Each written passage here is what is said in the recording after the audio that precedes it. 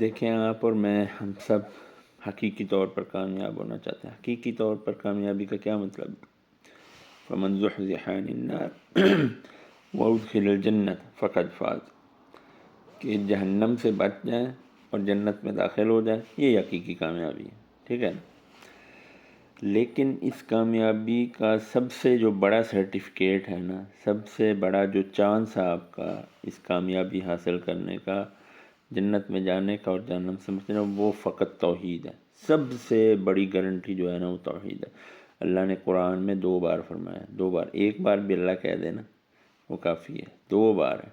ان اللہ لا یغفر ان یشرک بہ ویغفر ما دون ذلک لمن یشاء، اللہ شرک کے علاوہ جو بڑے سے بڑا گناہ ہوگا نا، اللہ چاہے گا تو معاف کر دے گا، شرک کی کوئی معافی نہیں ہے۔ 2 بار اس کی تاکید آئی ہے ڈائریکٹ۔ اور کتنی آیات ہیں جس میں ہے کہ مشرکین پہ، شرک کرنے والوں پہ اللہ نے جنت حرام کر رکھی ہے، ٹھیک ہے۔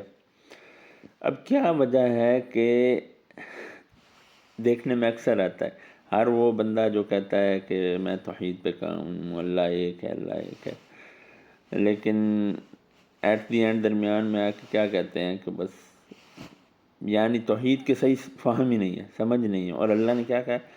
فَاعْلَمْ أَنَّهُ لَا إِلَهَ إِلَّا اللَّهُ، اس بات کا علم حاصل کرو کہ اللہ ایک ہے، توحید کو سمجھو، ادروائز تم کیسے بچ سکتے ہو شرک سے اگر تمہیں پتہ ہی نہیں ہے توحید کا ڈیفینیشن کا نہیں پتہ، ہاں؟ ایک بندے کو پتہ ہی نہیں ہے کہ کرسی کس طرح کی ہوتی ہے، اسے پین پکڑا کے کہہ دیں کہ یہ کرسی ہے، وہ کہے گا یہ کرسی ہے، سمجھ رہے ہیں نا؟ یا جیسے ہم اپنے باپ دادا کو دیکھتے ہیں جس طرح وہ کرتے ہیں، اس میں کوئی باپ دادا کو کلیم نہیں کر رہا، لیکن ہم خود سمجھیں کہ توحید کیا ہے، الوہیت کیا ہے، ربوبیت کیا ہے، اسماء و صفات، یہ کیا چیزیں۔ جب ہم خود نہیں سمجھیں گے تو بچوں کو کیسے سمجھائیں گے؟ بعض اوقات اگر آپ مطالعہ کریں نا مشرکین مکہ کا، تو ایسے محسوس ہوتا ہے جیسے وہ توحید ربوبیت میں آج کے کئی ہمارے مسلمان بھائیوں سے بہتر تھے، کیونکہ وَلَئِن سَأَلْتُم مَّن خَلَقَ السَّمَاوَاتِ وَالْأَرْضَ، ان سے پوچھو کہ زمین و آسمان کس نے پیدا کیا، وہ کہیں گے اللہ نے۔ بیٹے بیٹیاں کون دیتا ہے، وہ کہیں گے اللہ۔ آسمان سے بارش کون اتارتا ہے، وہ کہیں گے اللہ۔ کشتی ڈوبنے لگی ہے، اخلصوا اخلصوا، خالص اللہ کو پکارو، خالص۔ جبکہ کئی مسلمان آج خالص اللہ کو نہیں پکارتے مصیبت میں، وہ کبھی دوسرے کو پکار رہے ہیں، کبھی تیسرے کو پکار رہے ہیں، سمجھ رہے ہیں؟